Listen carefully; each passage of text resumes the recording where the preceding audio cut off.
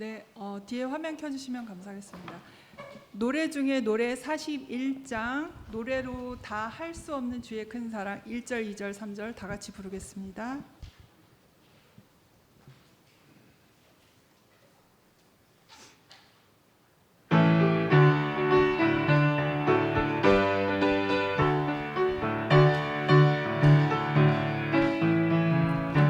노래로 다 할 수 없는 주의 큰 사랑 주의 영광 할렐루야 모든 형제 소리 높여 함께 찬양해 주의 영광 할렐루야 하나님의 자녀여 크게 찬송 부르며 밝고 거룩한 길로 기쁨으로 나가세 주의 하나님 나라 여기 살게 되었네 주의 영광 할렐루야 우리들의 기쁜 것은 말 못하겠네 주의 영광 할렐루야 찬송하며 천국으로 살아가겠네 주의 영광 할렐루야 하나님의 자녀여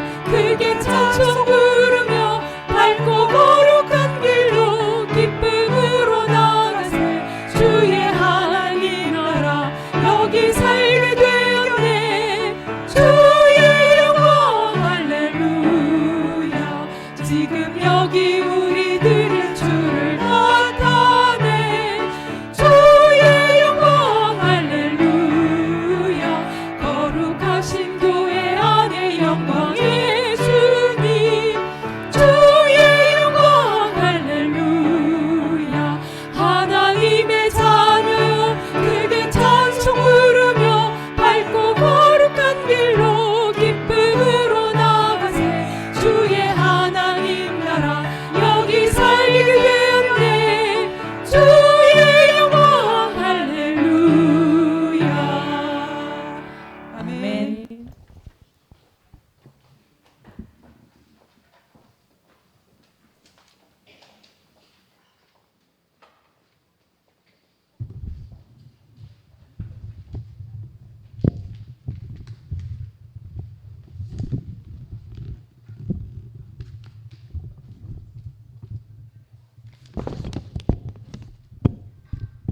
예, 말씀 잘 들으셨습니까? 예, 오늘 제목이 하나님 아들은 감사를 하게 된다. 저는 제목이 상당히 의미심장한 것 같습니다. 감사를 하게 된다.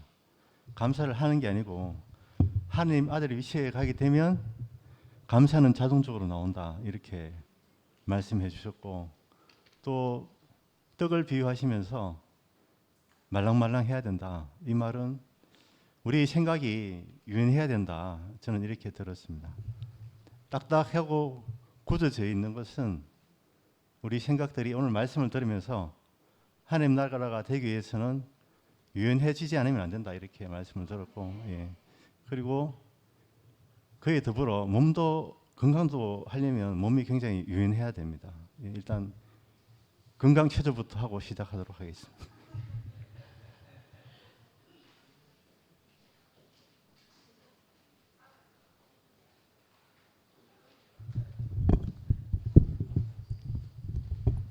자랑 하나 하겠습니다. 현재 228 공원 자리에 중앙초등학교가 있었습니다.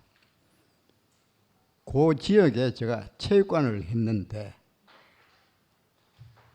태권도 부도 없고 아무것도 없었어요. 다행히 체육관이 그 지역에 있어가 제가 했는데 시합이 있어가지고 12체급인데 우리 아들이 8체급밖에 없었어요. 8체급을 1등 해버려서 전부가 그것도 3회전 안 넘기고 2회전에서 전부 쾌오를 시켰어. 전국에 1등 했잖아 제가. 전국에 1등 했어요. 그게 소문이 나서 오순고등학교 가게 됐다고요. 그런데 우리는 기본을 아주 중요시 합니다. 기본을. 우리 몸이 지금 체조를 하는 이 부분이 아주 기초적인 체조입니다.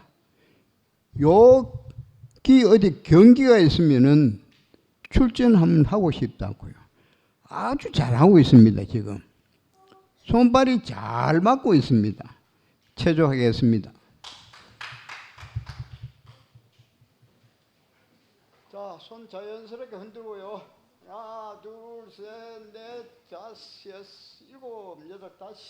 하나, 둘, 셋, 넷, 다섯, 여섯, 일곱, 여덟, 다음. 옆구리 손을 자연스럽게 올리고 목 운동.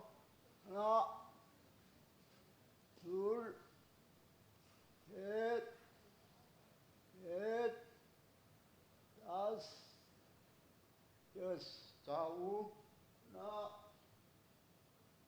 둘, 셋, 넷, 다섯, 여섯, 일곱, 여덟. 두 개 오버했습니다. 자연스럽게 누릅니다. 하나, 둘, 셋, 넷, 다섯, 여섯. 반대. 하나, 둘, 셋, 넷, 다섯, 여섯. 다음. 팔 운동, 유연성 운동. 힘 쭉 빼고 자연스럽게 앞으로 당겼다 뒤로 밀기. 하나, 둘, 셋, 넷, 다섯, 여섯. 아주 잘하고 있습니다. 힘 들어가면 안 됩니다. 하나, 둘, 셋, 넷, 다섯, 여섯. 다음. 자연스럽게 누른다. 하나, 둘, 셋, 넷, 다섯, 여섯. 반대 위로 합니다. 위로 반대. 정신 집중. 하나, 둘, 셋, 넷, 다섯, 여섯. 자, 엄지손가락 잡고. 하나, 둘, 셋, 넷, 다섯, 여섯. 자연스럽게 돌리고. 하나, 둘, 셋, 넷, 다섯, 여섯. 올리고. 지그시 당깁니다. 하나, 둘, 셋, 넷, 다섯, 여섯. 하나, 둘, 셋, 넷, 다섯, 여섯. 반대. 하나, 둘, 셋, 넷, 다섯, 여섯. 다음. 하나, 둘, 셋, 넷, 다섯, 여섯. 엄지손가락 잡고. 하나, 둘, 셋, 넷, 다섯, 여섯. 하나, 둘, 셋, 넷, 다섯, 여섯. 하나, 둘, 셋, 넷, 다섯, 여섯. 손바지 한번 잡아보세요. 되나 안 되나? 하나, 둘, 셋, 넷, 다섯, 여섯. 다음. 팔 앞에서 뒤로 크게 돌리기. 하나, 둘, 셋, 넷, 다섯, 여섯. 반대. 하나, 둘, 셋, 넷, 다섯, 여섯. 다음. 의자병 환자들이 필요해야 될 동작입니다. 하나, 둘, 셋, 넷, 다섯, 여섯. 다음. 깍지 끼고. 하나, 둘, 셋, 넷, 다섯, 여섯. 다음. 옆구리 운동. 한 손 올리고 한 손 내놓고. 하나, 둘, 셋, 넷, 다섯, 앉았다 섰다 완전히 푹 앉습니다. 하나, 둘, 셋, 넷, 다섯, 여섯, 절반. 하나, 둘, 셋, 넷, 다섯, 여섯. 마무리. 팔 벌려뛰기 6회. 하나, 둘, 하나, 둘, 하나, 둘, 셋, 하나, 둘, 넷, 하나, 둘, 다섯, 하나, 둘, 여섯. 마무리요.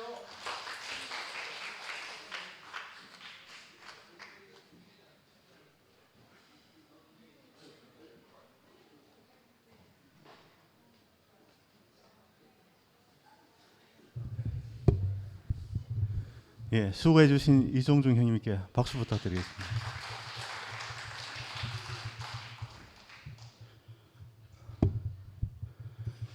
여름 집회가 분위기 좋다는 소문이 있었는데 진짜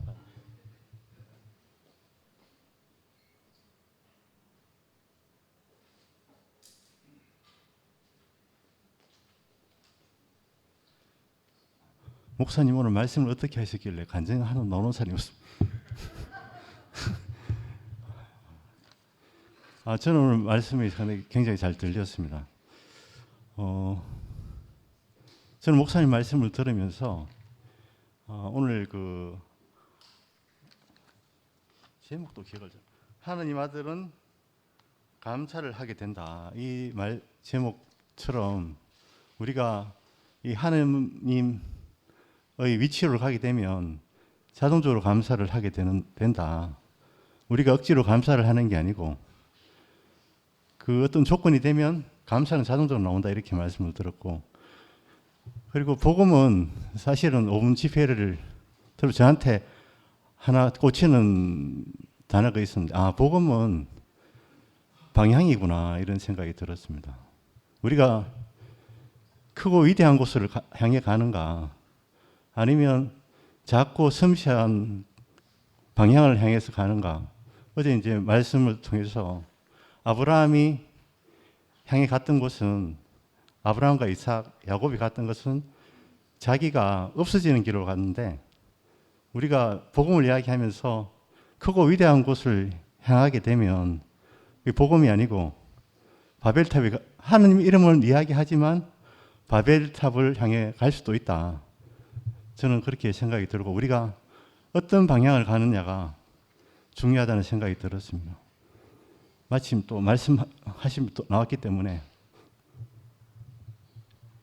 목사님 시작하도록 하겠습니다.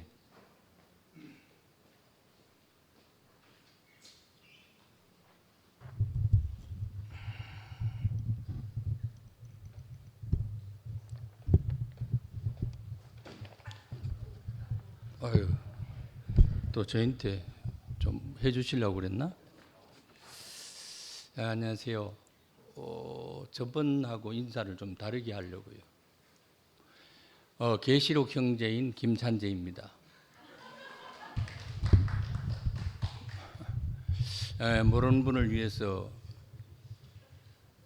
해석이 필요하겠죠. 여기에 제일 묵은 사람들이 창세기 형제래요. 내가 오니까.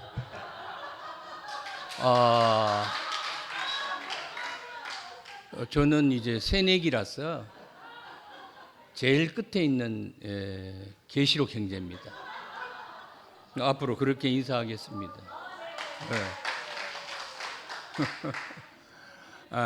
인상이 좀 더러워서 부드럽지 못하다는 그런 걸 많이 받아가지고 이러한 어떤 농담 아닌 농담도 한 번씩 해가면은 그래도 딱딱한 것 같지만은 속은 부드러운 사람이구나 하는 걸 느끼게 하려고 조크를 좀 해봤습니다.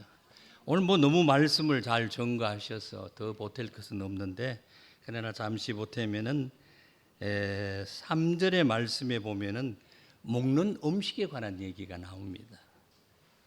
이게 이제 사도행전 15장 20절의 말씀에 돌아오면은 이방인들을 위해서 그 유대인들은 율법에 매여져 있었거든요.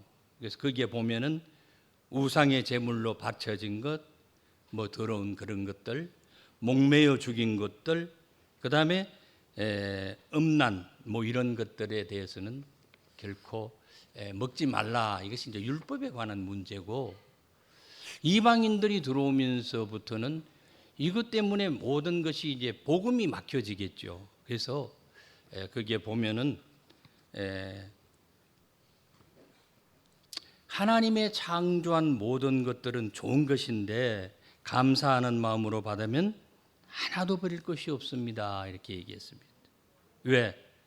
하나님의 말씀과 기도함으로 그것이 거룩해진다. 이렇게 얘기했습니다.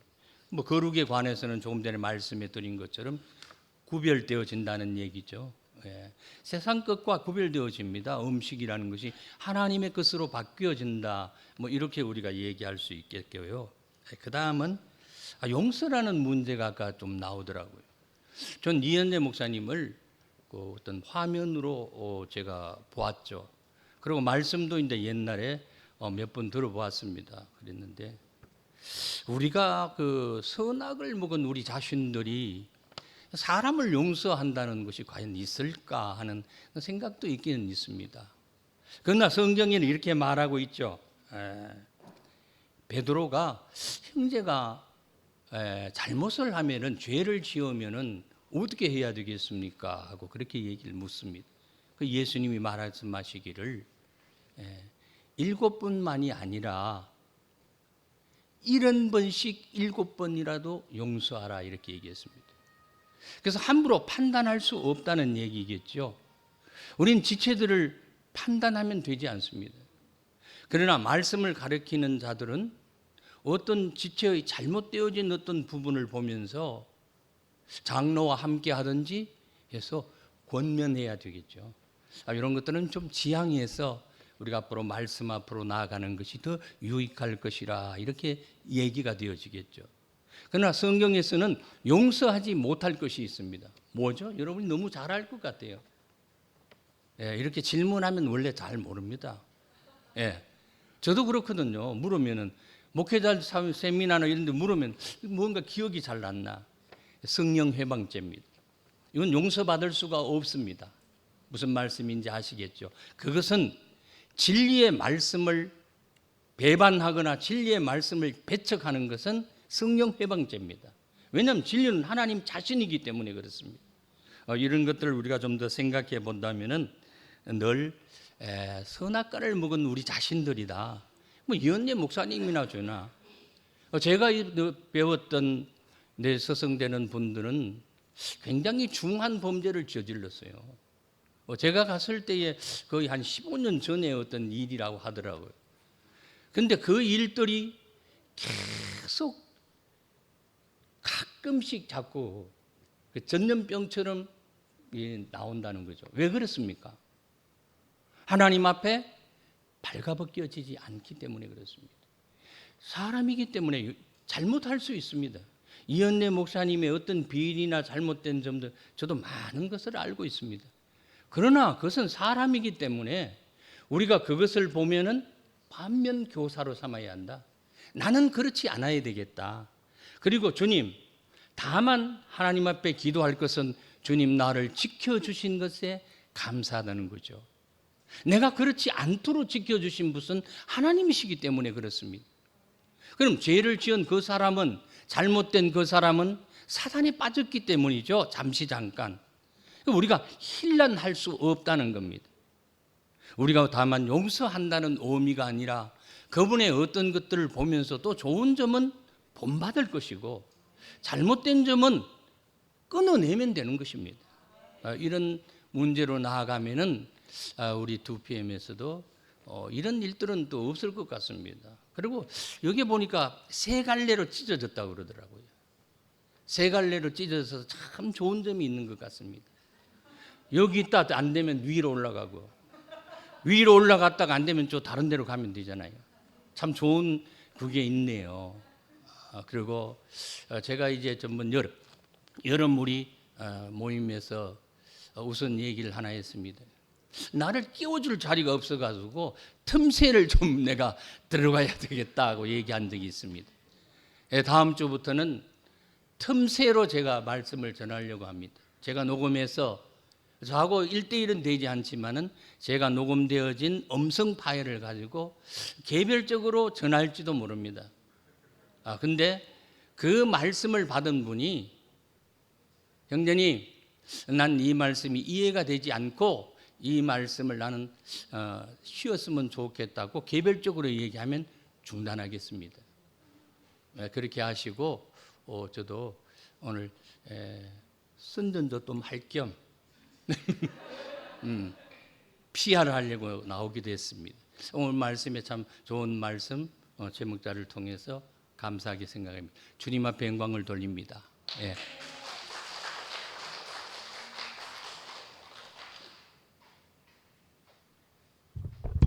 안녕하세요.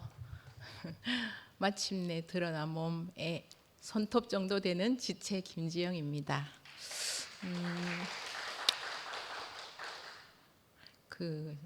제가 이렇게 생각해 보니까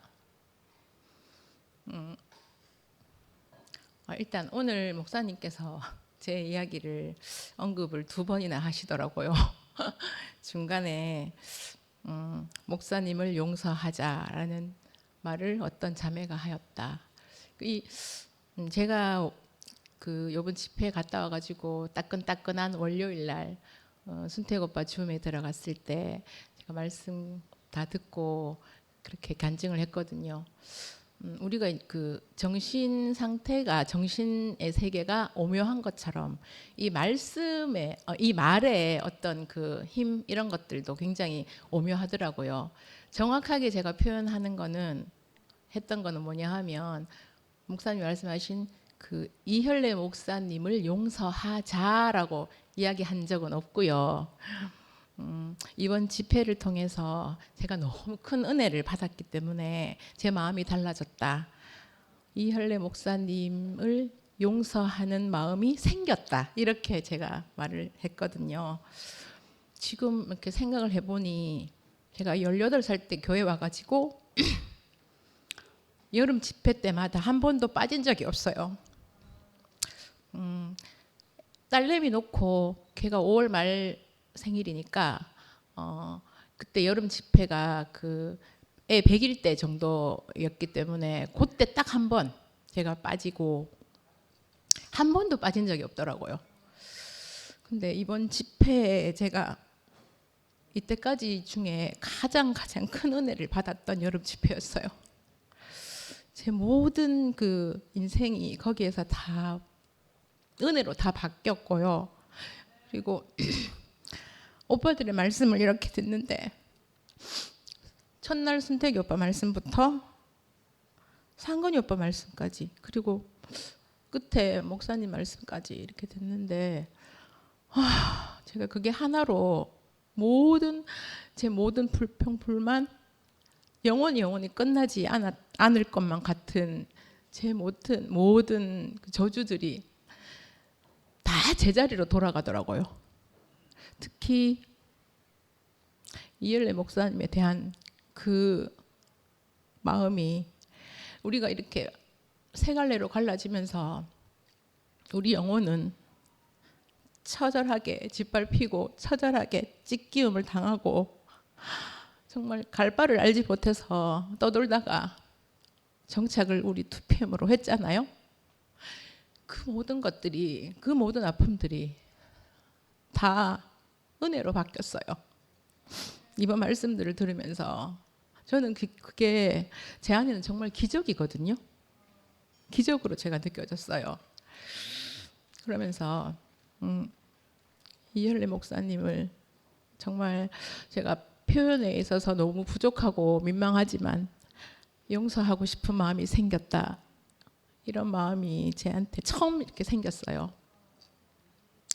그 말을 이렇게 다시 한 번 더 앞에서 이렇게 드러내고 싶고 표현하고 싶거든요. 너무 감사하고, 저는 정말 아무것도 한 게 없고 그냥 제가 여기 주어진 이 자리, 그리고 우리 2PM 가족들, 이 지체들과 사랑하면서 말씀 듣고 마음을 나누고 간증하고 이렇게 살았을 뿐이란 말이에요. 그런데 제게 없던 하나님의 은혜가 와서 이런 다른 마음이 주어진 것이 너무 감사가 되고 너무 찬양이 되어서 이렇게 말씀드리고 싶어서 나왔습니다. 우리 2PM 너무너무 사랑하고 너무 감사합니다. 주님을 찬양합니다.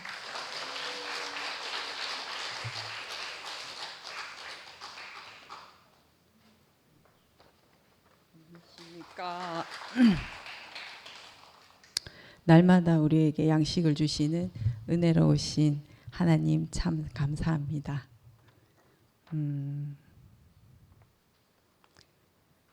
목사님 처음에 말씀에 네가 어디 있느냐 이런 질문을 하셨었는데 주님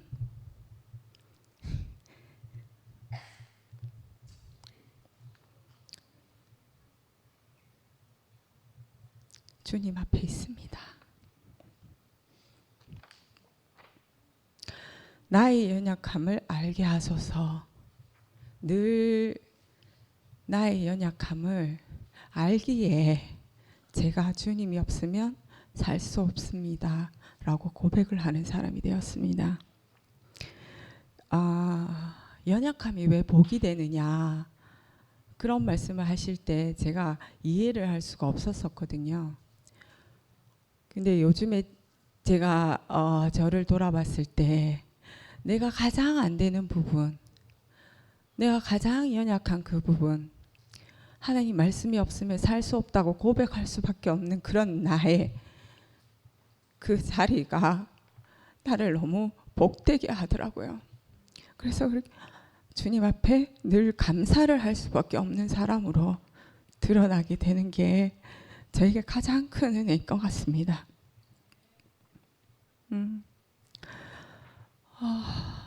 제가 교회에 와서 한 것은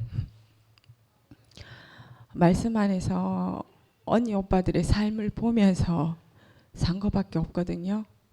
근데 그 생명이 어느덧 내게 유전이 되어서 그 삶이 어떤 삶인지 제 말과 제 행동으로 조금씩 드러나는 그런 삶을 살게 되는 것이 문득 어떤 자리에서 그걸 느끼게 되는 거예요. 어제 미라랑 오랜 시간을 함께 하게 됐어요. 하면서 이런저런 얘기를 하다가 어떤 말을 하게 됐냐면 우리 딸아이에게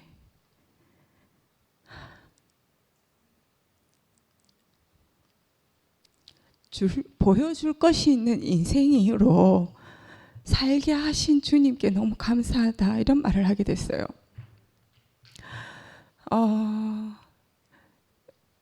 저희 엄마 아빠가 제가 태어난 지 얼마 안 돼서 이혼을 하셨거든요.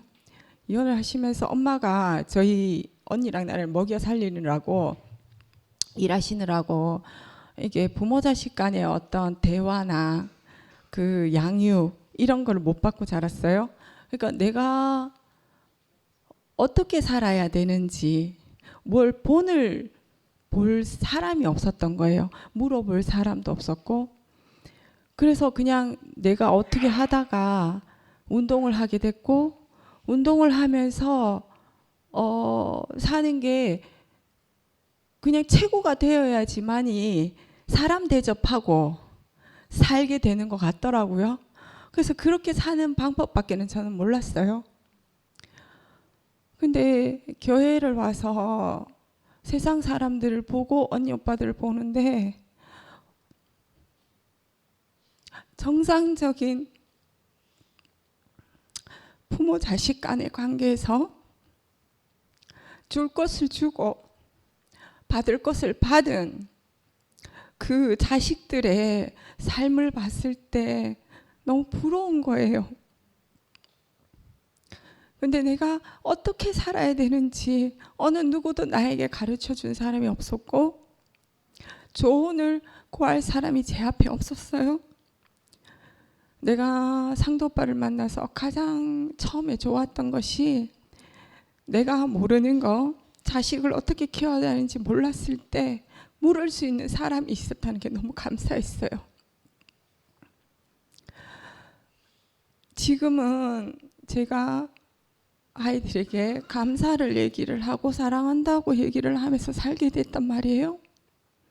근데 어제 얘기를 하는데 나는 볼 곳이 없어서 그렇게 살았지만 우리 딸아이는 나를 보고 살겠구나.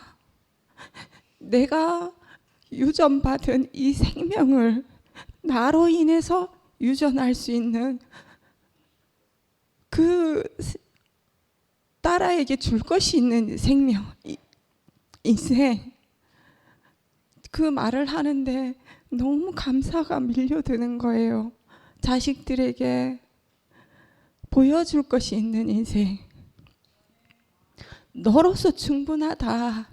누군가 비교해서가 아니라, 네가 뭔가를 잘해서가 아니라 넌 너무 잘 살고 있다. 네가 있어서 행복하다. 말할 수 있는 이 인생, 이런 삶, 이 삶을 살게 하신 주님께 얼마나 감사하는지. 제가 할 것은 그냥 감사밖에 없는. 그래서 주님, 제가 늘 바람이 날리면은 흔들릴 수밖에 없는 인생이지만 저의 이 연약한 인생을 너무 잘 알기에 늘 주님밖에 볼 수 없습니다. 그런 제가 너무나 감사합니다.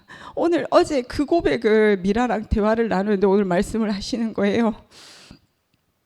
너무 감사합니다. 언니 오빠 제 앞에서 그렇게 본이 되신 삶을 살아주셔서 너무 감사합니다.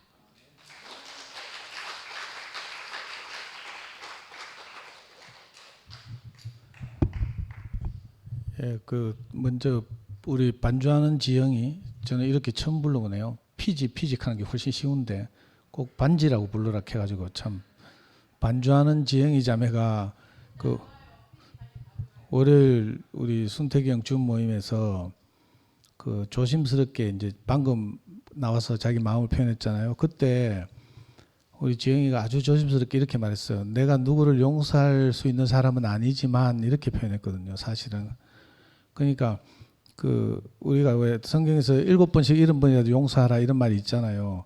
그 말은 물론 7번씩 70번씩 7번 용서하면 좋겠지만 우리는 전부 받은 것밖에 없어서 누구를 용서할 수 있는 존재가 아니라는 걸 사실은 말하는 거잖아요.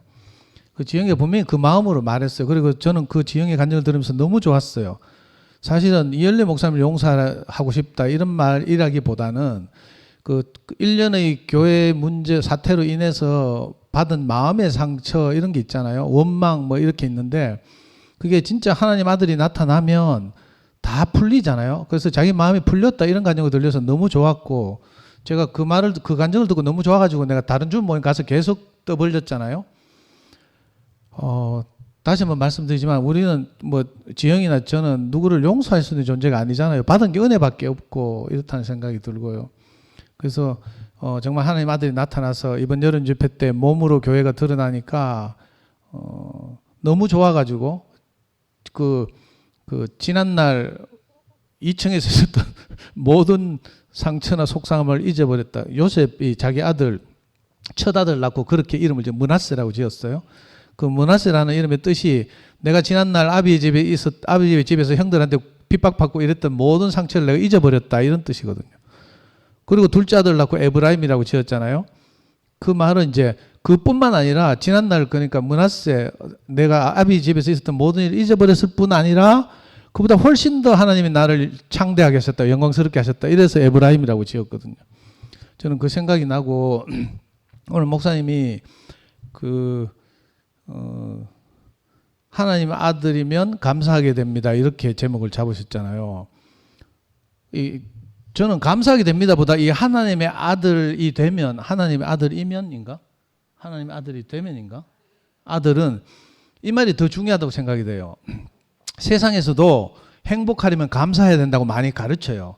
특히 요즘 이제 심리학계에서 우리나라 심리학의 그 소장 심리학자들 대표적인 분이 연세대학교 서인국 교수하고 서울대학교 최인철 교수가 유명하잖아요. 유튜브에 강의도 많이 올라오고 이런데 요즘 심리학자들은 옛날에 프로이트나 융이나 이런 사람들이 뭐 트라우마니 이런 꿈이니 뭐 이런 걸 연구하고 이랬는데 요즘 심리학자들은 그렇지 않고 인간의 부정적 정서를 이제 연구하는 게 아니라 어떻게 하면 인간이 행복해질 수 있나 이걸 연구해요.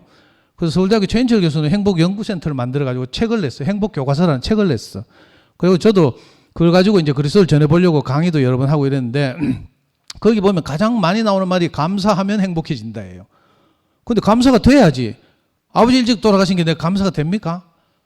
초등학교를 겨우 6군데를 전학 다니면서 제가 겨우 졸업해서 이게 감사가 됩니까? 남들 내 또래들 다 중학교 가는데 저는 양아치처럼 자전거 타고 공장에 출근할 때 감사가 전혀 안 돼요. 열등하고 막 이런 것만 느껴졌거든요. 그런데 문제는 어떤 분들은 되겠죠. 인간의 의지로 막 감사하고 그 유명한 분 있잖아요. 그 미국의 오프라 윈프리 이런 분들은 너무 막 자기 흑인으로 태어나서 뭐 어릴 때 성폭행을 당하고 막 이런 게 감사 뭐 입지연적으로 커가지고 너무 감사해서 자기를 좋아하는 사람들에게 승용차를 수백 대 사서 선물했다 하더라고. 그 TV 토크쇼를 진행하면서 막 그런 이벤트도 하고 이랬다 하대요. 근데 범인들은 이게 불가능하잖아요. 근데 신기하게도 정말 그리스도가 우리한테 오니까 내 인생이 완전히 뒤집어지는 거예요. 그래서 저는 이 교회 앞에서 여러 번 간증했는데 아버지가 일찍 돌아가신 것이 감사하다. 왜냐하면 영원한 근원적인 어떤 결핍이 생기니까 저는 늘 그걸 추구했어요. 그 우리 형도 처음 대구에 오고 나서 엄마가 물었다잖아요. 그래 너그 목사님 어떠시노? 이렇게 물었더니 형님이 바로 숨도 안 쉬고 그렇게 대답했대요. 우리 아버지 같습니다. 이렇게 대답했다잖아요. 그러니까 어린 시절의 결핍이 영원한 이 생명을 찾는데 하나님을 찾는데 정말 중요한 계기가 되는 거예요. 그래서 감사가 일어나는 거죠. 그뿐만 아니라 저는 정말 내 부끄러운 이야기지만 우리 자매가 저를 버리고 가준 것이 너무 감사하거든요. 그 사건이 없었으면 저는 절대로 대구에 올 인간이 아니에요. 신, 뭐 하나님, 뭐 교회 정말 그 교만이 하늘을 찌를 때니까 정말 웃기는 이야기였는데 그 사건 때문에 결정적으로 우리 자매가 저하고 사는 것이 너무 불행하다고 느껴서 애하고 저를 버리고 가버렸잖아요. 근데 이게 나중에 되니까 너무 감사하더라니까. 이 역설이 역설. 정말 하나님의 아들이 우리 인생을 덮쳐오면 이상하게 감사하게 돼요. 하나님의 아들이면 정말 감사하게 됩니다. 이 제목이 너무 정말 아멘이 되고요. 그래서 내가 제일 먼저 나오고 싶었는데 눈치 보느라고. 말씀이 뭐 우리 태우필 형제가 말한 것처럼 뭐 어떻게 말했길래 아무도 안 나옵니까? 뭐 이건 사실은 웃자고 우필 형제가 하는 소리 같고요. 그리고 지금 드릴 말씀은 약간의 스포가 포함되어 있는 말인데 그 제가 좀 조심스럽긴 하거든요. 제가 여름 집회 끝나고 나오면서 이제 내년 집회 숙소 예약을 하잖아요. 2월 달은 2월 20일부터 2박 3일 해가지고 금토일 해가 20일부터 22일까지 구정 연휴 지나고 나서 하루 쉬고 이렇게 예약을 했어요. 뭐 예약하는 데는 돈이 안 드니까 그냥 예약해 놓으면 돼요. 미리 잘. 근데 문제는 8월 달에 여름 집회를 예약하려고 하니까 그 7월 30일이 목요일이거든요. 30일, 31일, 8월 1일, 2일이 황금 제일 그 연휴인데 목금토일 이번처럼. 근데 이미 다른 사람이 팀이 차지하고 없는 거라. 깜짝 놀랐어요. 그래가지고 남은 게 8월 2일부터 5일까지밖에 없대. 이게 1월 화수거든요. 직장생활 하는 사람들 참여하기 정말 어렵죠.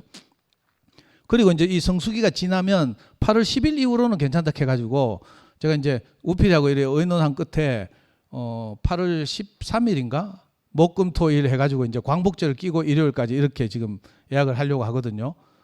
그래서 제가 열받아가지고 그 2017년 여름 집회까지 한꺼번에 예약하려고 내가 전화했다 했잖아요. 그랬더니 2017년 여름 집회 그 좋은 시기는 내년 3월 달에 신청하라는 거라.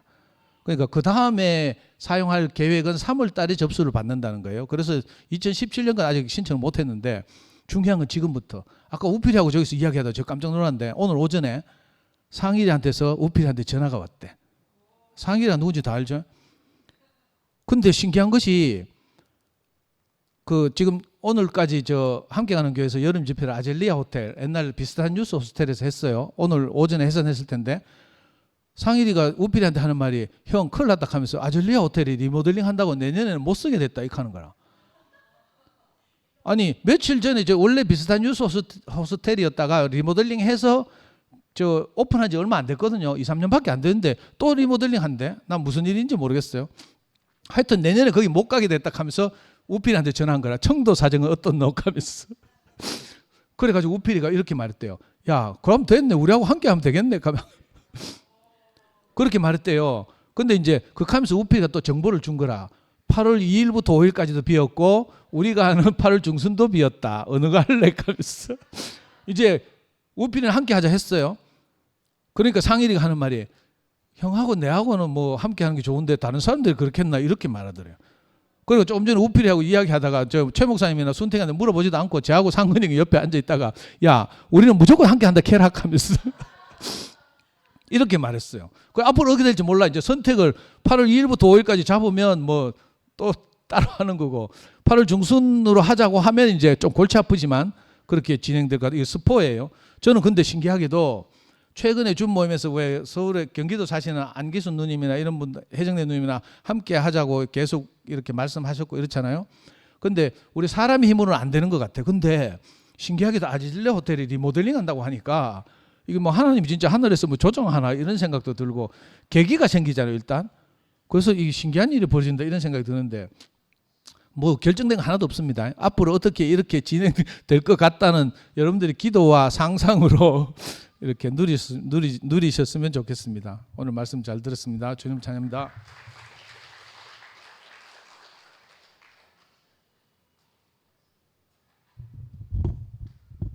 간증을 좀 해야겠습니다. 대구 참 좁습니다. 한 사람 건너면은 누구의 인맥이 되어도 됩니다. 지금 이렇게 된 걸 우리 스스로가 광고를 하고 있어요. 왜 합니까? 최대한 삼가해 주십시오. 세 쪽이 쪼개진 게 이게 무슨 큰 자랑이라고. 참 머리 안 돌아갑니다. 대구 좁다고요. 그런데 이걸 우리 스스로가 광고를 하고 있어요. 광고를. 최대한 삼가해 주십시오.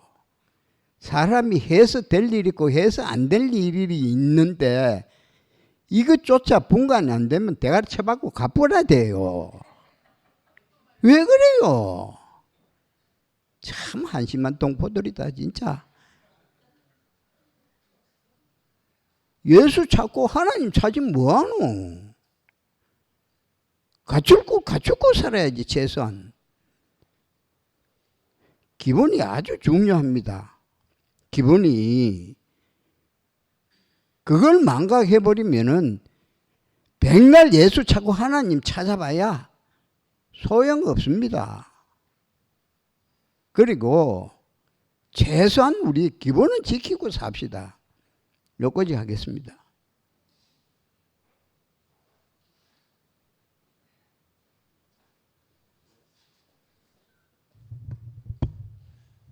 네, 주님께 모든 걸 맡기면 괜찮습니다. 네, 아까 제가 나의 안에 거하라 찬양을 했잖아요. 제가 똑똑하지 못해서 바로 네이버에 그 말씀 구절의 찬양이거든요. 그래서 찾아보니까 이사야 43장 1절에 7절 말씀인데 하나님께서 야곱에게 하신 말씀이에요. 너무 좋아서 부분 제가 소개해 볼게요. 43장 이사야서 43장 1절 이하. 야곱아 너를 창조하신 여호와께서 이제 말씀하시느니라. 이스라엘아 너를 창조하신 자가 이제 말씀하시느니라. 너는 두려워 말라. 내가 너를 구속하였고 내가 너를 지명하여 불렀나니 너는 내 것이라. 네가 물 가운데로 지날 때에 내가 함께할 것이라. 강을 건널 때에 물이 너를 침몰지 못할 것이며 네가 불 가운데로 행할 때에 타지도 아니할 것이며 불꽃이 너를 사르지도 못하리니 대저 나는 여호와 네 하나님이요 이스라엘의 거룩한 자요 네 구원자임이니라. 내가 애굽을 너를 속량물로 구스와 스바를 너의 대신으로 주었노라. 예, 여기까지 읽는데 은혜가 밀려와서 네, 그런 하나님이 또한 저의 하나님이고 우리의 하나님이십니다. 그 앞장에 보면 작은 가로 1번 미혹의 영과 거짓 가르침 1절 부분 말씀하셨을 때 우리는 대답을 분명히 준비해야 한다. 네가 어디 있느냐라고 물으실 때 세상 사람들에게도 내가 누구인지 대답할 수 있어야 하고 하나님 앞에서 내가 내 위치를 답할 수 있어야 한다. 제가 경험한 일인데요. 이 내가 어디에 있는지, 네가 어디에 있느냐 이렇게 물으실 때 내가 대답할 수 있는 사람, 그런 대답이 기꺼이 나올 수 있는 사람. 저는 그게 그 캄캄한 영화관에 비상구의 작은 불빛과 같은 말씀이거든요. 항상 나를 정 위치에 나를 다시 바로 세우시고 나를 그 어두운 캄캄한 곳에서 비상구로 바로 나갈 수 있게끔 길을 열게 하시는 그 말씀이거든요. 그래서 이 비상구와 같은 이 말씀, 내 위치를 물으시는 그 하나님의 물음이 없으면 내 인생은 지금도 영화관에 앉아있는 캄캄한 그 어둠밖에 안 되거든요. 항상 나를 통하여 나에게 물으시는 하나님, 미라야 너는 어디에 있고 누구 앞에 있느냐. 항상 어느 상황에서든지 이 말씀을 항상 기억하게 하더라고요. 그러니까 내가 하나님 앞에 있고 나는 피조물인 것이 내 정체성이고 우리의 정체성이잖아요. 그러니까 내 근심, 걱정, 염려, 모든 그런 불편한 갈등들이 이 물음 앞에서 내 정체성을 하나님 앞에 대답을 할 때에 나는 피조물이고 하나님 앞에 있습니다 할 때에 다 물러가더라고요. 어둠이 그 검은 연기의 안개처럼 이렇게 물러가더라고요. 그러니까 내 정체성이 바로 하나님 앞에 있으면 아까 이사야서 그 말씀하셨던 것처럼 그 야곱을 지켜셨던 하나님이 이스라엘을 이끄셨던 하나님이 나의 하나님이시잖아요. 곧바로 그 어둠을 물러가게 하시더라고요. 그래서 오늘도 항상 이 물음 앞에 제가 서 있습니다. 제가 여기 있습니다. 하나님 앞에 있습니다. 저는 피조물입니다. 그러니까 아무 이유도 아무 대답도 내 이유를 내세울 수 없는 저는 피조물일 뿐입니다. 이렇게 대답하는 사람이 되었습니다. 감사합니다.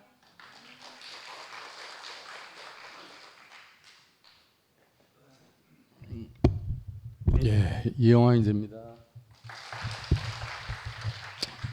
네, 다른 분이 안 나오시길래 나왔습니다. 오늘 안 그래도 상도인님 말씀처럼 하나님 아들은 감사하게 된다. 이게 너무너무 감사하네요. 그 모든 인생의 그 종결이 감사 같아요. 저는 감사하는 인생은 그 완결되는 것 같습니다. 그래서 아까 구별 코데시 얘기하셨는데 그 구별되면 그 말이잖아요. 하나님께 위치와 용도와 관계가 구별되면 감사가 되는 거잖아요. 저도 이렇게 이제 말씀을 만나고 그 교회를 만나고 난 다음에 그 생긴 구별과 감사가 아까 말씀 들으면서 생각해 보니까 한 번도 끊어지지 않은 것 같아요. 너무 신기하다는 생각이 들어요. 야, 그 감사, 진정 감사한 때부터 지금까지 그게 끊어지지 않았구나 하는 생각이 듭니다. 그래서 구별을 말씀을 들으니까 생각이 나는 비유입니다, 이게. 그러니까 현실적인 건데 비유로 말씀드리면 제가 그 창에 이제 근무를 할 때 그 창의 관할이 이제 합천, 함양, 거창 이렇거든요. 근데 이제 그 창과 함양을 왔다 갔다 하다가 이제 지리산으로 가면 지리산이 넓으니까 자동차를 타고 이제 지리산 어디 목표점을 가다 보면 주위에 남원이 있어요.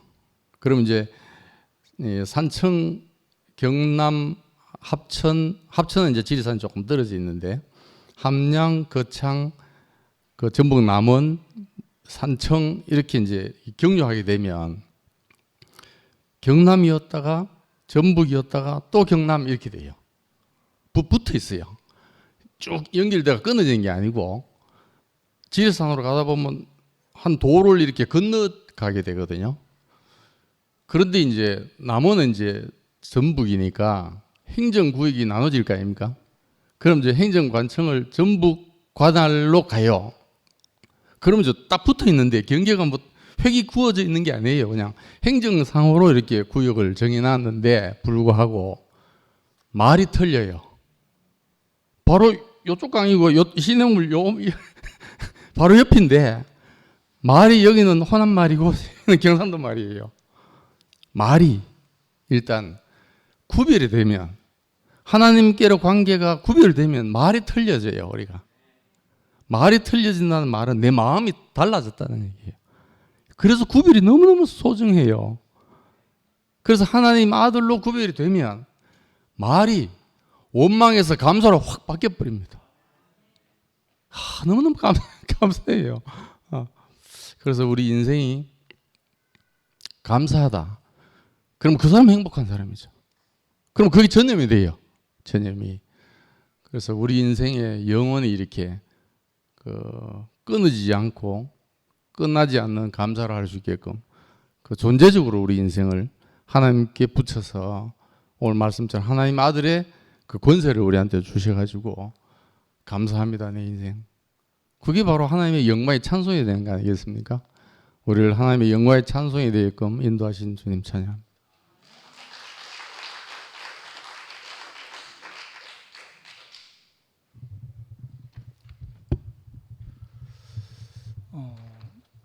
상도가 부끄럽지만은 자기 자매가 자기를 버려주지 않았으면 나는 교회에 오지 않았을 것이다. 그 자매가 자기를 버렸기 때문에 이제 복된 자리로 오게 되었다 이렇게 하는데 나도 98년도 IMF 때 완전히 쫄다가 망했으면은 교회에 왔겠나. 절대 오지 않았고 여기 있을 사람이 아닌데 이런 생각이 들고 돌아보니까 그런 과정들이 내게 없었으면 좋았을 그런 과정들이 복된 자리로 오게 되는 그 통로였구나.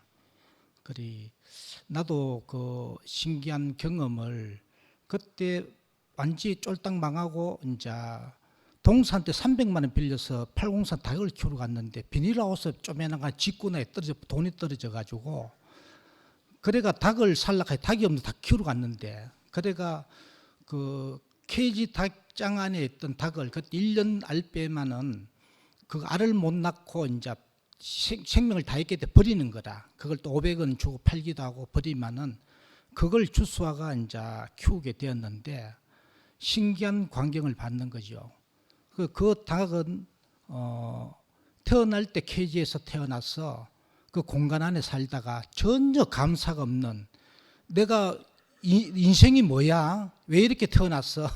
차라리 태어나지 말았으면 좋았을 건데 1년 내내 그 생각하다가 그 내한테 왔는데 나는 이제 뭐 방사를 하는데 이제 새로운 자리로 옮겨졌는 거죠. 그 닭들이 옮겨져서 이제 본연의 생명이 이제 장닭은 꼭 끼워하게 되고 암닭은 또 알 낳고 또 생명대로 이제 알 품는 닭은 알 품어서 뺑아리 까고 각자 이제 막 땅 파는 닭은 땅 파고 하는데 그래 보이 자기는 새로운 자리로 왔는데 그 각자가 막 그 일하면서 막 즐거운 거라요.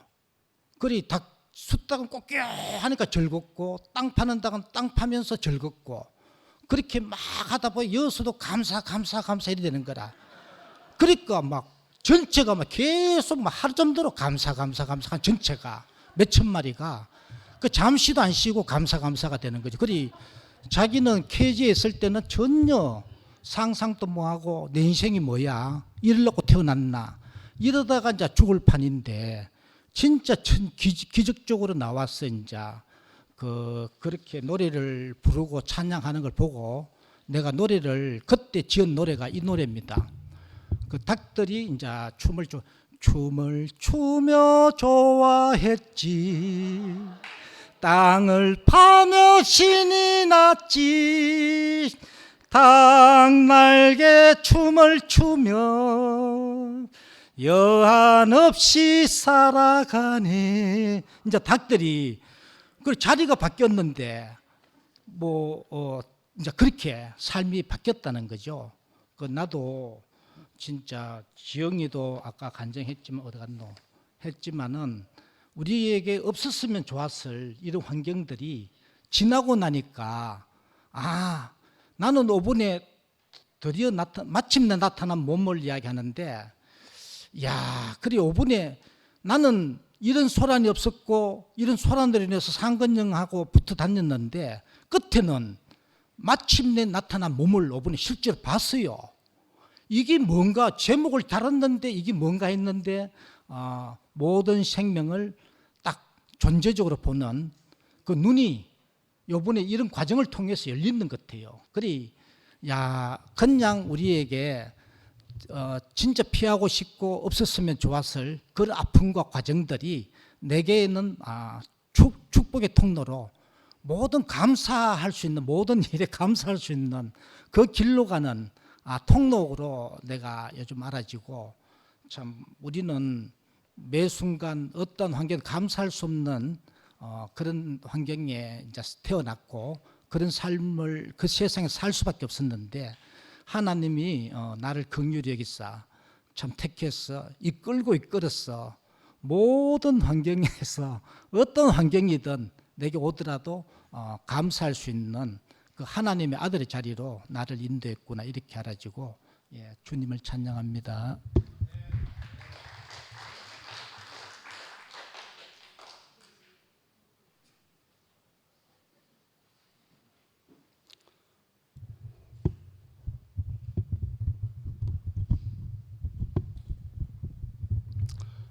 이영수입니다.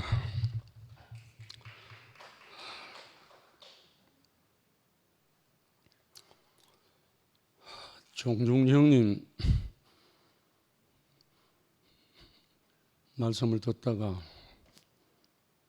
제 고백을 해야 되겠다 싶어서 나왔습니다.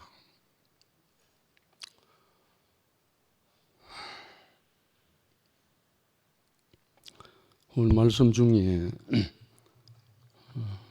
주제는 감사인데 어쩔 수 없음 말씀이 나왔잖아요. 이 자리에 있는 우리 모두를 포함해서 어쩔 수 없음이 적용이 되면 그 누구도 정지할 수 없잖아요. 상도가 어쩔 수 없이 그래 살았다. 이 말씀이 상도를 살리고 그 속에 우리 모두를 포함시켰듯이 오늘 이현래 목사님 얘기가 자꾸 나와가지고 제가 투표임이 오고 난 다음에 목사님이 꿈에 2번 나타났습니다. 여름 집회 갔다 와서 또 꿈에 나타나서 대화를 했거든요. 그냥 지나가려고 했는데 오늘 이현래 목사님 이야기를 자꾸 하니까 고백을 해야 되겠다 싶었어. 사실 이현래 목사님 아니면 우리가 여기 없습니다. 은혜의 원천이죠.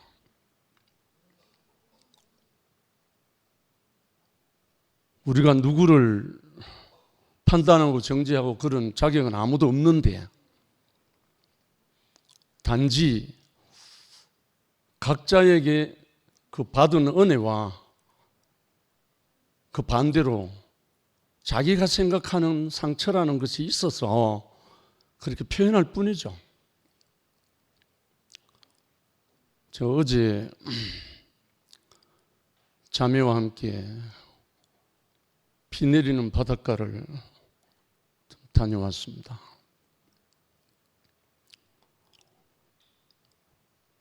그러면서 자매와 함께 나눈 이야기 중에 이일련 목사님 이야기를 했습니다. 저희 자매는 왜 여기 안 나오느냐면 대구교회 건물 가까이 가기 싫다는 거예요.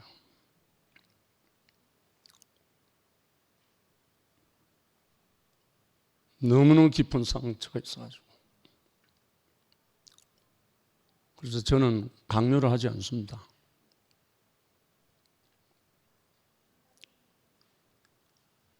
제가 목사님을 마지막 만나고 나온 후에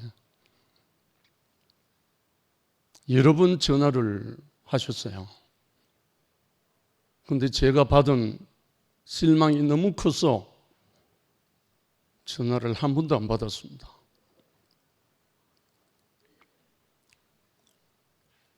어느 날 문자를 열어보니까 울먹이시면서 녹음 파일을 남겨놨더라고요. 그걸 듣고 저도 울었습니다. 제 밑바닥에는 이일련 목사님에 대한 깊은 감사가 있습니다. 그 자리가 없었으면 저는 벌써 아마 고인이 됐을 겁니다. 단지 우리가 처한 모든 상황과 환경은 은혜로 성화할 수 있도록 우리를 이끌어 주셨습니다. 어쩔 수 없음, 이게 우리 육체를 갖고 있는 우리 사람의 한계이기도 하고 또 은혜의 동기가 되잖아요. 정말 이 자리 안에서 오늘 말씀대로 그 은혜에 감사하는 사람으로 살지 않을 수 없는 우리의 본자리가 아닌가 하는 마음이 들고요. 제가 이 생명의 동산의 진실을 알고 난 다음부터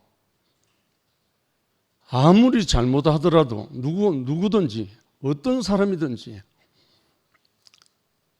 그게 그 사람의 최선이었다는 것을 인식하게 됐습니다. 사형수가 사형당하기 전까지 그 사람도 그것이 어쩔 수 없는 최선이었다는 것을 인식하게 됐습니다. 그러고 나니까 우리가 판단할 자격이 없다는 것이 너무 깊이 만져졌거든요. 그래서 그 후부터 용서라는 말은 우리에게 해당이 안 된다는 거, 우리 인생에게는 해당이 안 된다는 거, 그 깊은 자리를 묵상하면서 2PM 생활하고 있습니다. 그래서 어찌든지 간에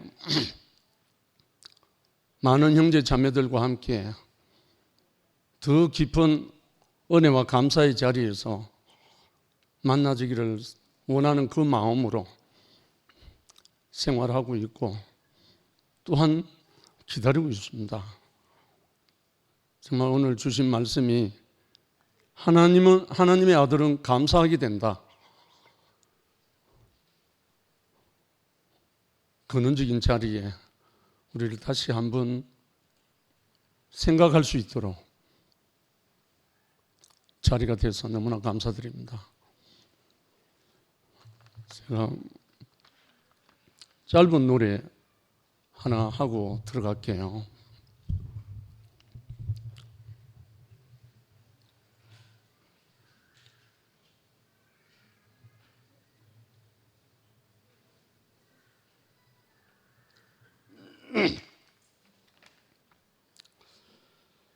주님 뜻대로 살기로 했네. 주님 뜻대로 살기로 했네. 주님 뜻대로 살기로 했네. 뒤돌아서지 않겠네. 이 세상 사람 날 몰라줘도, 이 세상 사람 날 몰라줘도, 이 세상 사람 날 몰라줘도 뒤돌아서지 않겠네. 세상 동지고 십자가 보내. 세상 동지고 십자가 보내. 세상 동지고 십자가 보내. 뒤돌아서지 않겠네. 주님을 찬양한다.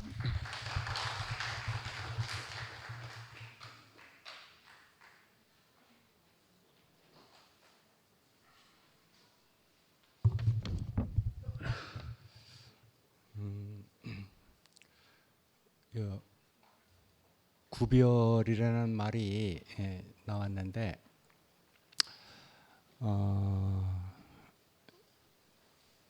하나님이 우리를 그 세상에서 불러내셨잖아요. 아까 에클레시아 얘기했는데, 그 세상과 이렇게 섞여 있는 혼합된 상태로 우리를 살게 할 수 없으니까 당신의 몸이 되게 하려고, 하나님 나라의 그 권속이 되게 하려고 우리를 불러내신 것이죠. 그러니까 어쩌면은 소돔과 고모라처럼 죄악이 관영한 곳에서 하나님이 기름 부을 수 없기 때문에 우리를 이렇게 불러내셔서 결국은 그 생명이 그 기름 부어질 만할 때 기름을 부으시잖아요. 그러니까 우리가 이제 넉넉해진 거죠. 아까 에브라함과 므낫세라는 아들을 우리가 이렇게 낳게 돼서 우리가 이제 지나간 그 모든 것을 우리가 아까 상도가 얘기한 것처럼 나로 내 아비의 그 모든 일과 그런 일들을 다 잊게 하셨다. 지금 이제 기름이 흐르고 그런 것을 잊어버릴 만한 넉넉하고 축복이 이렇게 흘러오니까 그걸 이제 잊게 하셨다 이렇게 얘기한 것이지, 사실은 우리가 다 기억이 있잖아요. 새겨져 있고 상처가 다 다르단 말이에요. 과정이 다 다르니까.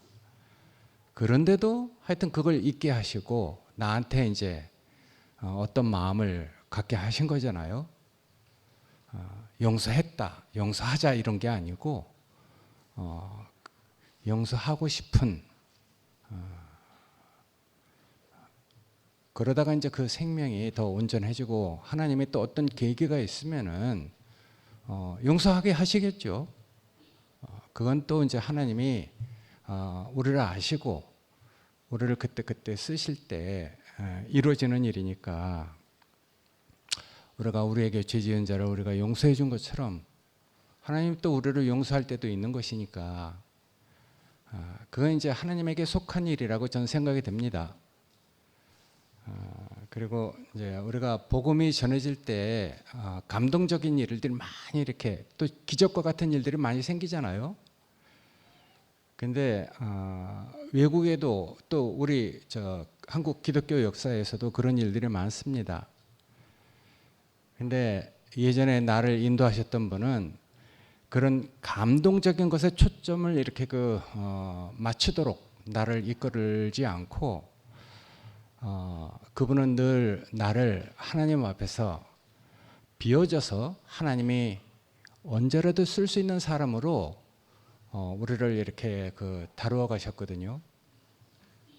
그러니까 인도자들은 그 양들이 어디에다 초점을 두고 이렇게 그 살아야 할지 그 초점과 하나님의 경륜에 대한 그 맥락을 잊어버리지 않도록 이끄는 것이 중요하다고 이렇게 저는 생각이 됩니다.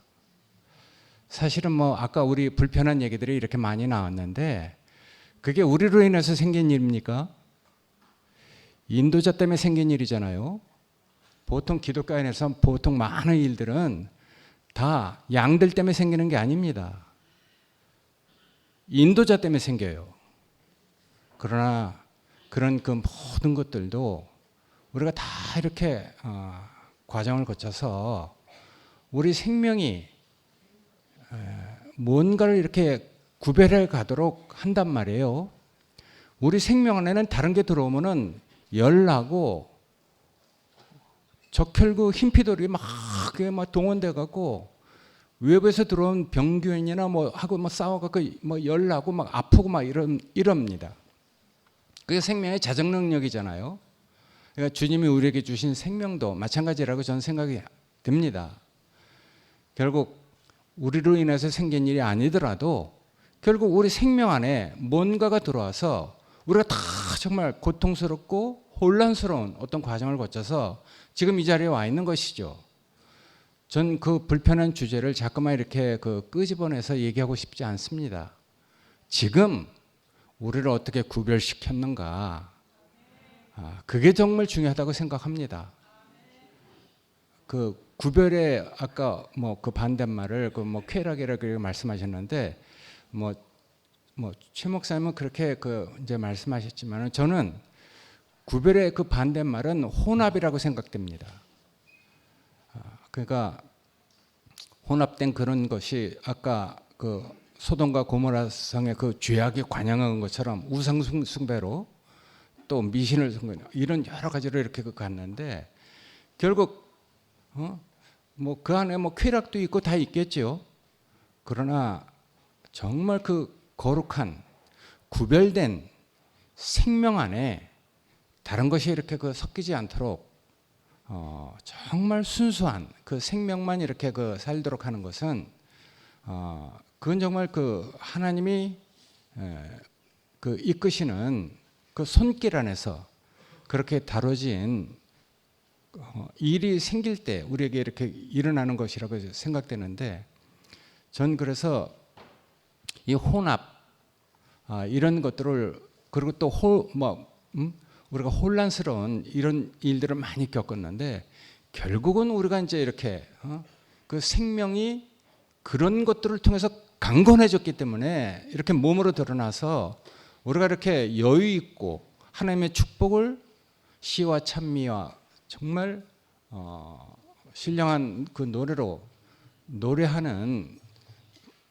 그런 그 집회를 보내고 왔기 때문에 그런 것이 너무 우리 안에 우리를 휘감아가고 있기 때문에 우리가 이렇게 이제 그런 반응을 하는 것인데 그냥 같은 말이라도 뭐 정말 다르고 다른데 정말 말을 우리가 잘 새겨들어서 그가 어떤 마음인지 뭐 하지 말라는 말로 우리가 바울의 말을 듣지 않지 않습니까?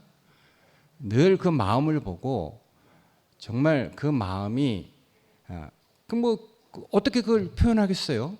하지 말라로 행위 뭐 이런 걸로 표현하지 않는단 말이에요. 그러니까 우리가 어디에다 초점을 두고 이렇게 이끌려 가야 되는가? 그분은 우리를 어디에다 초점을 두고 우리를 키워나가시는가? 우리 생명을 강건케 하시는가? 그 안에 우리가 뭐 꼭 꼬집어서 얘기할 수 없지만은 그 안에 하여튼 감춰져 있고 뭔가 얘기할 수 없지만은 그 어떤 우리 영식 형제가 잘 얘기하는 그 성령의 어떠한 힘 때문에 우리가 이렇게 살아가고 있는데 근데 그런 것들이 결국은 어떤 성품과 그 변화된 것으로 나타날 때 그 모든 것이 하나님의 은혜를 베푸셨구나. 성령이 함께 하셨구나. 우리가 이제 이렇게 전개할 수 있는 것이잖아요. 전 그래서 뭐 하여튼 형제들과 이렇게 우리가 알지 못하는 이 길을 이렇게 살아가고 있는데 어쨌든 형제들을 볼 때 저에게 큰 힘이 되고 형제들이 고맙고 감사합니다. 저 혼자라면 뭐 하여튼 살아나갈 수 없는 이런 환경 안에서 어떻게 형제들이 그렇게 많은 그 힘이 되고 정말 그 격려를 해주고 함께 이렇게 가는지 그런 일을 생각할 때마다 내가 정말 마침내 드러난 몸의 일부로 내가 이렇게 살아가는 것이 얼마나 감사한지 정말 전 하여튼 몸된 교회 작은 지체로 살아가는데 제가 모든 걸 다 감당하는 거 아니잖아요. 전 그릇이 작고 여러분들이 알다시피 때로는 구경거리가 되기도 하고 때로는 부끄러운 일 당하기도 하면서 이렇게 살아가고 있는데 저는 늘 다 됐다, 다 이뤘다 하는 사람이 아닙니다. 늘 어떤 일이 생길 때 내가 감당하지 못하는 어떤 일들을 만날 때는 난 여태까지 하나님이 나를 이끌어서 나를 습관적으로 무릎 사이에 내 고개를 파묻고 하나님 하시는 일을 기다리는 사람으로 날 이끌어왔기 때문에 전 감당할 수 없는 어떤 일을 만나면은 늘 그렇게 기도를 하고 있습니다. 그러니까 그런 사람으로 나를 이끌어 주신 것이 너무 감사하고 어쨌든 불편한 주제가 자꾸만 나오는 것도 저도 사실은 원치 않는 일이고 그런 주제는 피했으면 참 좋겠습니다. 감사합니다.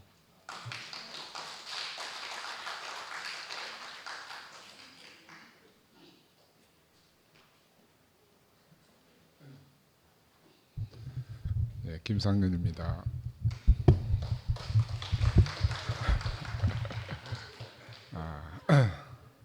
오늘 목사님 말씀 듣고 처음에 이제 아담아 네가 어디 있느냐, 이 혼돈한 세상에서 하나님 우리 위치를 물으신다 했잖아요.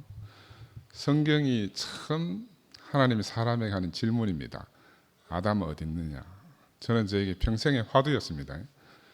제가 30수년 전에 목사님 골방에 들어가서 목사님하고 마주보고 앉아 있는데 목사님이 저보고 그렇게 이야기해요. 상건아, 너는 내게로 와야지. 그 내가 띵 받쳤어요. 자기 앞에 있는데 지금 너는 내게로 와야지 이렇게 하시는 거라. 그래서 제가 그동안 그 이후에 오랜 세월을 살아오면서 야, 그렇구나. 내가 하나님께로, 아버지께로 가야지.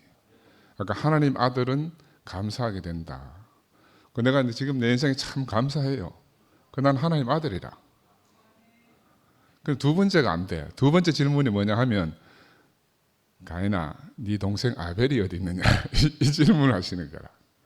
저는 항상 늘 말씀드리지만 하나님, 제가 동생을 지키는 자입니까?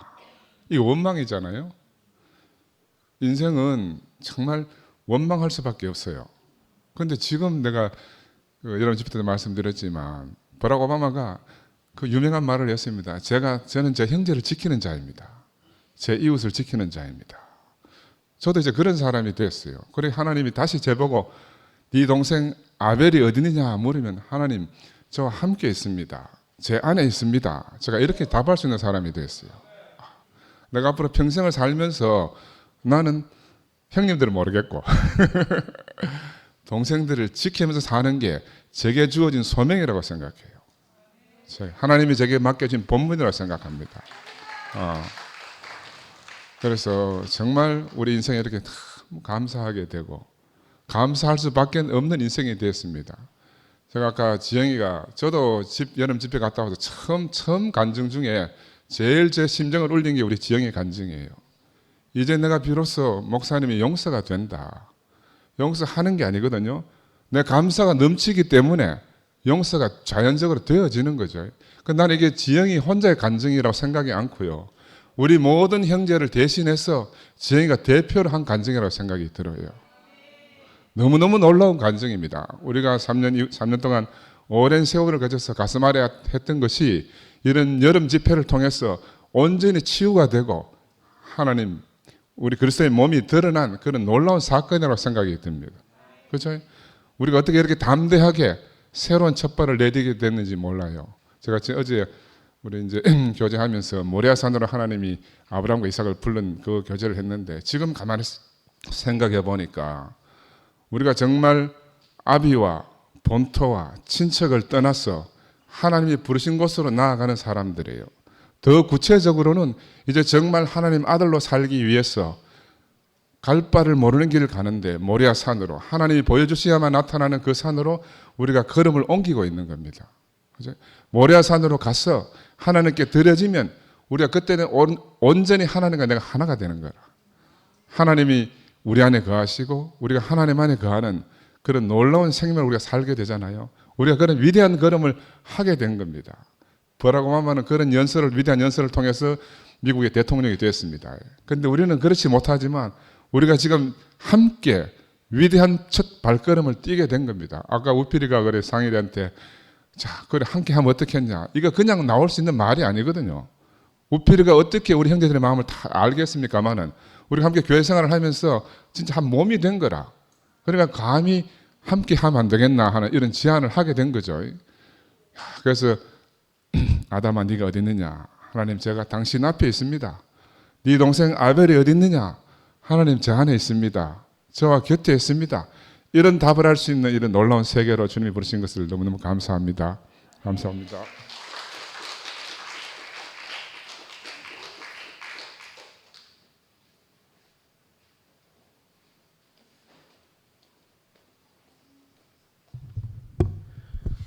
저는 오늘 말씀을 들으면서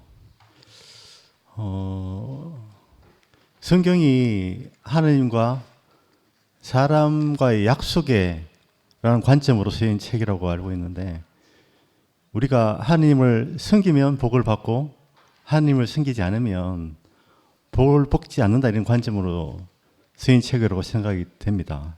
맞습니까, 목사님? 예. 그러니까 우리가 이제 그 일련의 사건들이 사실은 불행한 사건들이 아니고 당연히 있어야 될 사건이 아닌 그런 생각이 듭니다. 왜냐하면 하나님이 섬기지 않는데도 복을 받게 된다면 그건 잘못된 거고 우리가 우상의 길을 갔기 때문에 분명히 우리가 그 안에 누구의 책임이 아니고 우리 다 같이 하나님을 제대로 섬기지 못했기 때문에 일어난 사건으로 인식하는 게 맞지 않나 그런 생각이 들고 우리가 그 갈대아 우르에서 우상을 섬기는 곳에서 에클레시아가 밖으로 불러낸 사람들의 모임이라고 이렇게 되어 있던데 우리가 그 상황 속에서 이 혼란 속에서 우리가 밖으로 불려진 사람으로 살아가야 되지 않나. 영원히 이제 하나님이 누군가 생각해 봐야 될 때. 그건 우리가 기존에 알고 있던 하나님을 잘못 섬겼기 때문에 일어나는 일이라고 해석하는 게 맞지 않나 그런 생각이 들고 오늘 목사님 말씀 속에서 분명하게 우리의 방향을 바르게 정해야 되지 않나. 어제 김상건 형님 말씀 안에서도 우리가 가야 할 길은 부름받은 아브라함이 들었던 음성, 이름 없는 하나님의 음성을 우리가 들어야 할 때라고 생각이 듭니다. 주님을 찬양합니다. 마치겠습니다.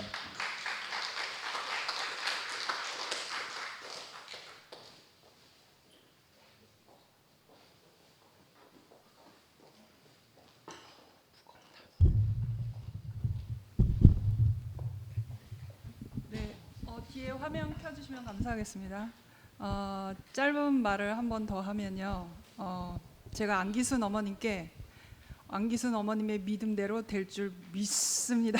아멘. 그랬거든요. 네, 우리 앉으시면 앉으시는 대로 일어서실 수 있는 분은 일어서서 주찬양 124장 천천히 우리 같이 불러보겠습니다.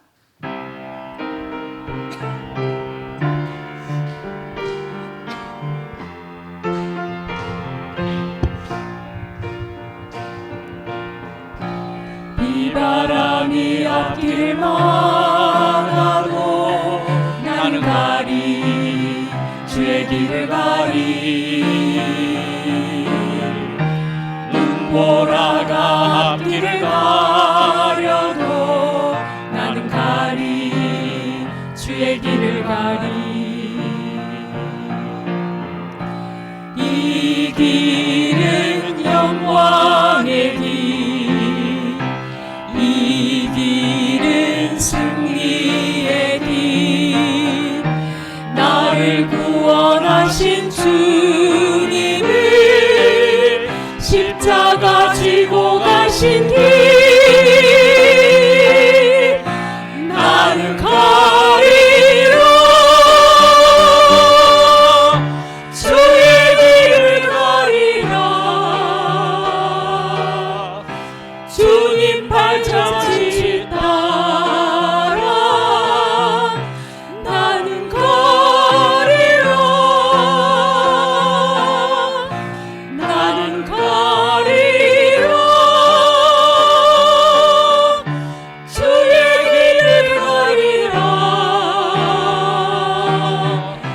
주님 발자취 따라